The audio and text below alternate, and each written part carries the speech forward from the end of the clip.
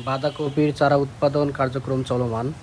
আমরা এই সিজনে বাঁধাকপির চারাগুলোকে কোকোপিটের ট্রেতে দিচ্ছি, যাতে করে আমাদের নার্সিং করা খুব সহজ হয়। আপনারা চাইলে সরাসরি ফিল্ডেও দিতে পারেন।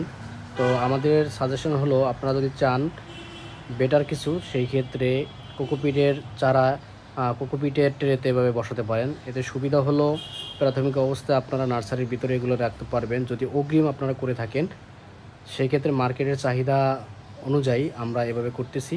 তারপরে আপনারা যদি হার্ডেনিং করেন, এখান থেকে হার্ডেনিংয়ের জন্য আপনারা বাইরে যে কোনো সময় বের করতে পারবেন।